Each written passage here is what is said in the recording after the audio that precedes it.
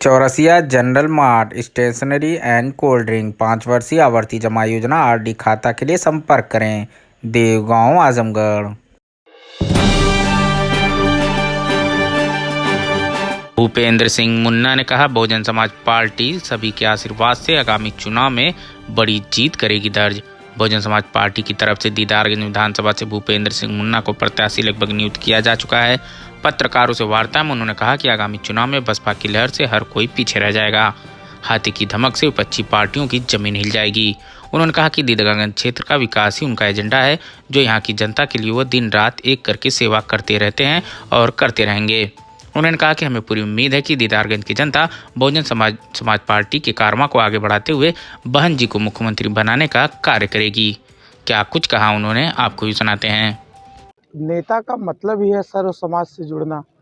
हमारी राष्ट्रीय अध्यक्ष बहन जी भी सर्वजन हिताय सर्वजन सुखाय की बात करती हैं, तो ये तो हमारा दल भी कहता है। और हम जिस तरह से ज़मीन से जुड़े हैं, जिस तरह से संघर्षों का दौर है 20 साल से इस ज़िले में, मैं उसी तरह से जुड़ा हूँ कि सर्व समाज, गरीब तबका, छोटे बड़े सभी लोग हमारे साथ रहते हैं।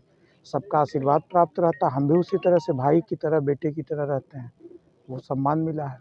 बहुजन समाज के लोग, और जहाँ तक कि ब्राह्मणों की बात हो रही है, बहुजन समाज पार्टी में खास करके आपके राष्ट्रीय महासचिव लगातार कैंपेन कर रहे हैं, उनकी धर्मपत्नी कर रही हैं।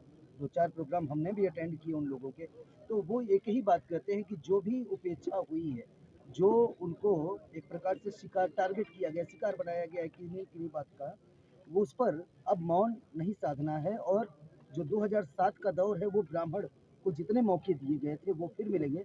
लेकिन क्या आपके क्षेत्र में ब्राह्मणों का आशीर्वाद आपके साथ आ रहा है?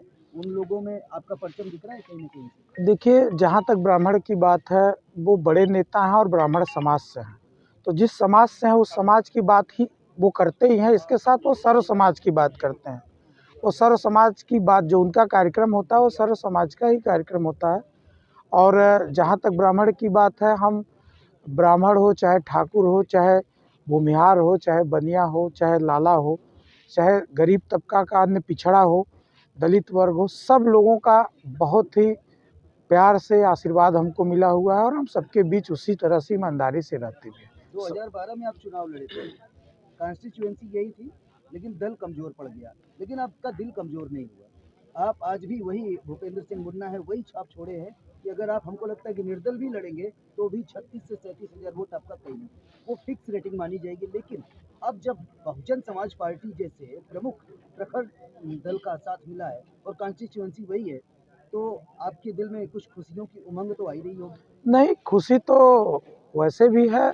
एक विश्वास है दीदारगंज विधानसभा में कि जब हम उलमा काउंसिल जैसे दल से लड़े थे तो मुझे 37,000 वोट मिला था।